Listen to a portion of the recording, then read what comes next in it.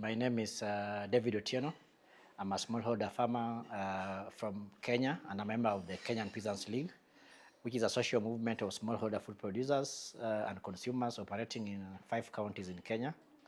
And Kenya Peasants League is also a member of Via Campesina. Biodigital technologies, to us as smallholder, food producers and farmers, are actually who owns them.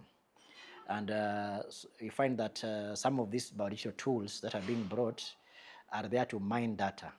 Because if you look at digitization, it means that they are getting maybe plant materials and digitizing them. And when they are digitized, then it means that they're able to be patented, and therefore they are out of reach of the farmers who actually have been the main initiators for them. So issues of patents also come with issues of benefit.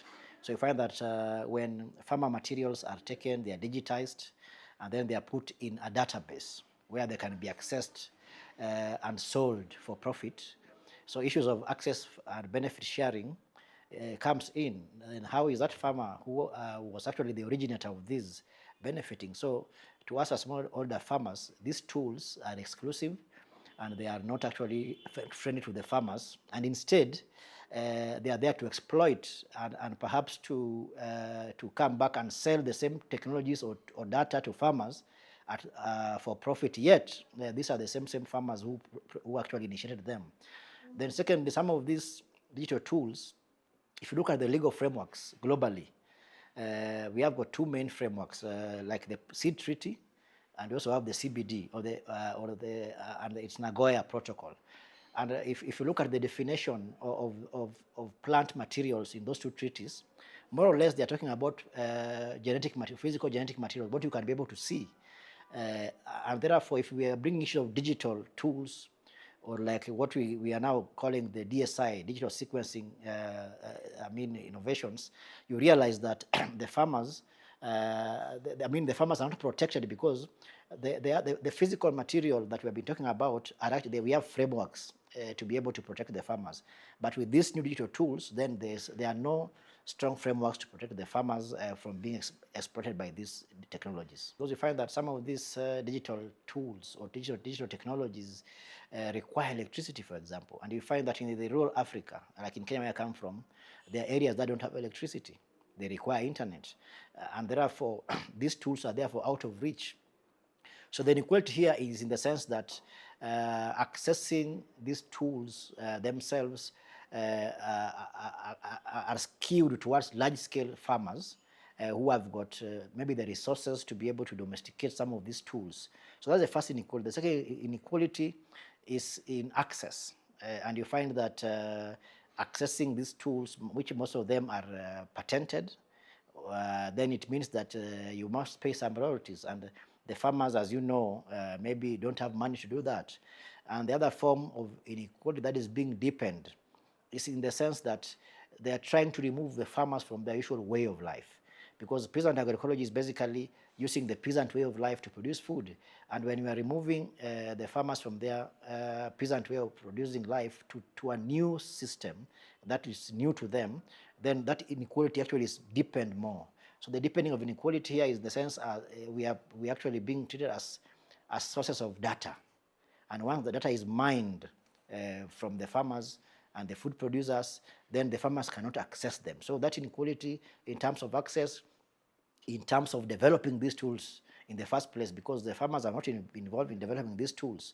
So you find that the smallholder food producers are left helpless. Again, you find that due to emergence of these tools, you find that our governments are coming up with laws.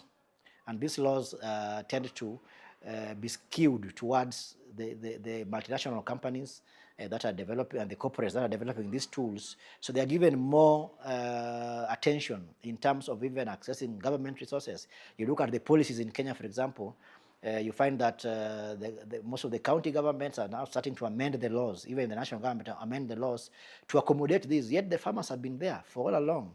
So that is also another way of bringing inequality through coming up with policies and laws that are skewed towards the corporates and the large-scale farmers.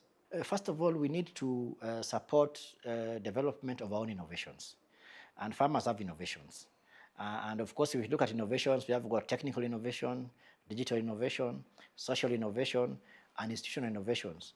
And you find that the digital tools, this is just a medium. The digital tools themselves are not an innovation, but it's coming up with tools that are able to access some of this local innovation. So one of the ethical things that we need to do is, one, we should have protection of our own data.